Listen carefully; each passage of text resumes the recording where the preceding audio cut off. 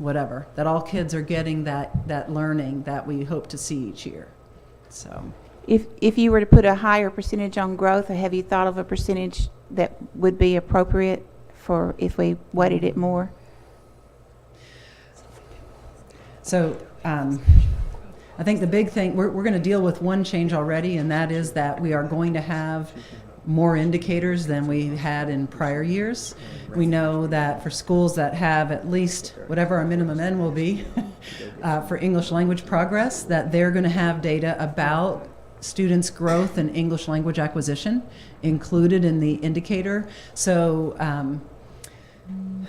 we haven't really looked at what that looks like if you were to spread that out, but we know it's going to have to be, I guess it wouldn't have to be. We get to determine the weights of all the indicators within there.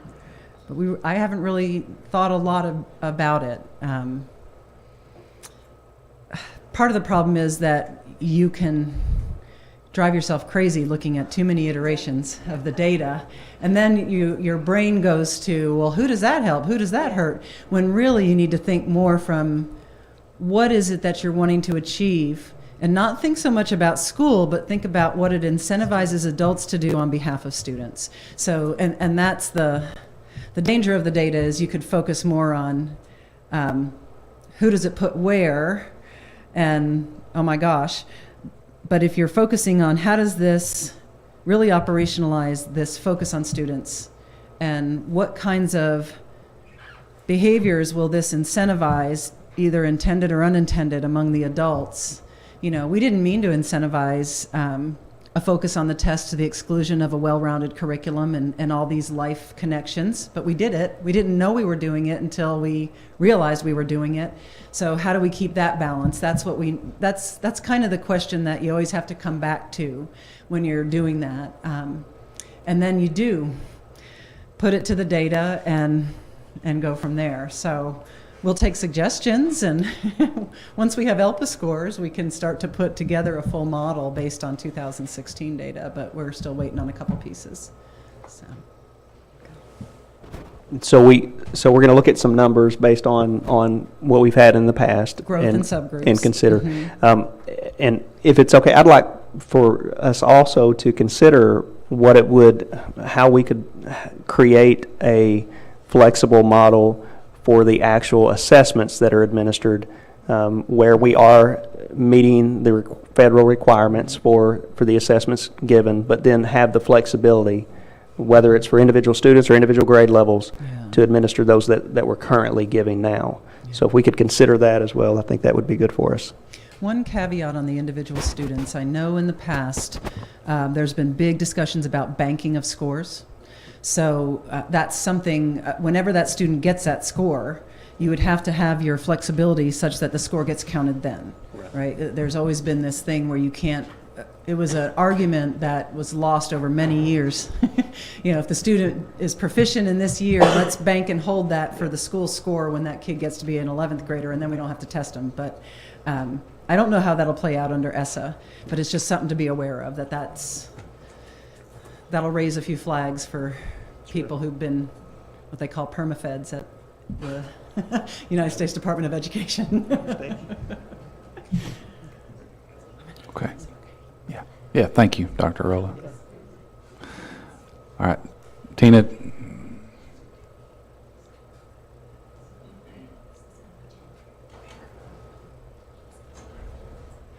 Okay, so you want two pieces of information. What growth would look like for subpopulations, and some examples of what flexibility could look like and still meet the requirements of the law. And so at the same time, I would like to challenge you to think of some options based on the things that you know or that you think would be good as far as being flexible for schools. So you can come back with that as well. And what Dr. Arola just told me before she left was that if you guys want this in December, she can't give it to you because she will not be here in December. So it will be January before she will have it at a meeting. So I just wanted to throw that out there also. Okay. were you going to talk about what we learned this week, the regs and the timeline change? Just the timeline change, Or whatever, I didn't know what you had planned to talk about. I really much did not detail? know when I sent the agenda out because it just came out on Monday. Yeah. I'm not sure that as far as the things that we knew, and there's a lot of people in the room that could correct me because it affects their departments. I'm not sure that we were really surprised by anything except the submission date has been pushed back from July to September, if you were a July submission. And one thing that I had thought about before was, well, maybe if you're ready in June, you could go ahead and submit.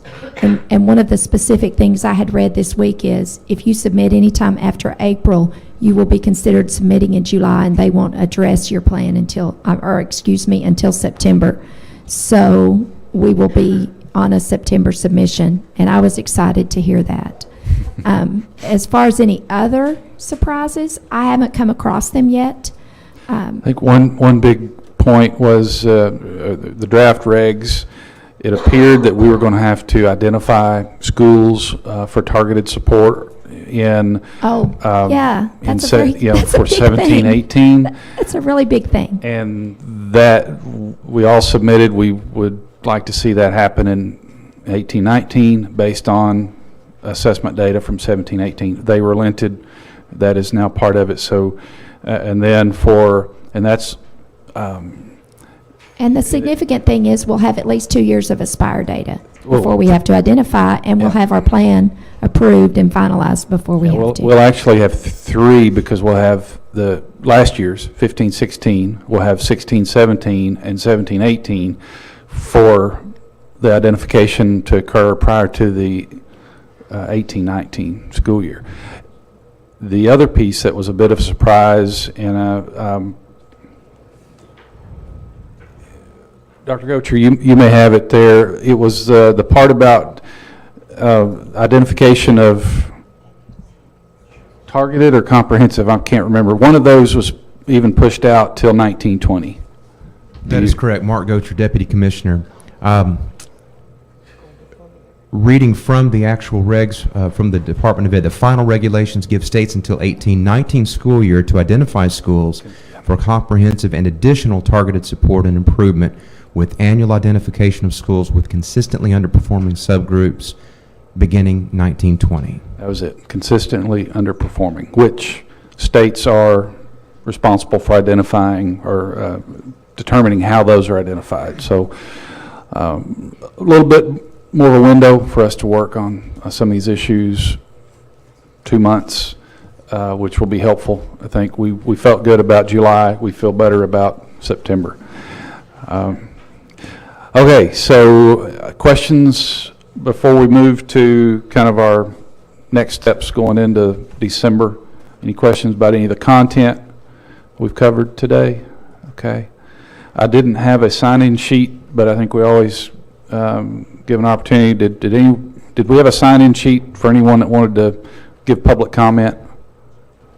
Okay, I think Kim went out to check the front desk to see if we did. So we'll wait and see what she finds out there. But let's talk about December. We're scheduled to meet December 28th, which is our normal. Okay, no sign-in sheet. All right. So we kind of need to know who will be here, if anyone will be here and available to have that meeting. And it's entirely, we're not going to pressure you either way, because we know if there's only a couple of us around, then we'll just wait till January. So y'all tell us. I know, Representative, you will not be here, Mr. Chairman, okay? And, all right. Anyone else that you will? Okay, yeah, we need to know. If you're not going to be here, this is your time. Please tell us. So we don't want to schedule a meeting, get the press announcements and everything out if it just, there won't be enough of us to have a good conversation about, because these agenda items are very important. We want the full group here. So about a third of us for sure are not going to be here, and possibly more. Is that okay? So we will continue the work at the department level and schedule then for January. All right. Okay.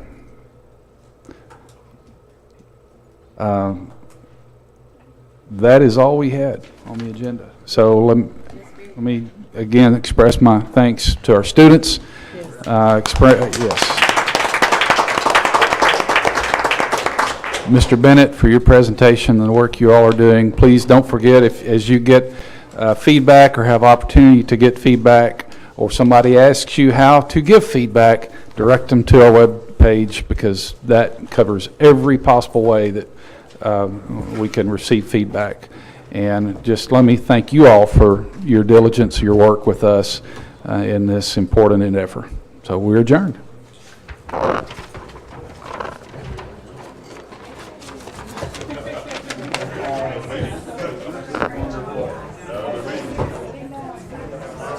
Oh, wow.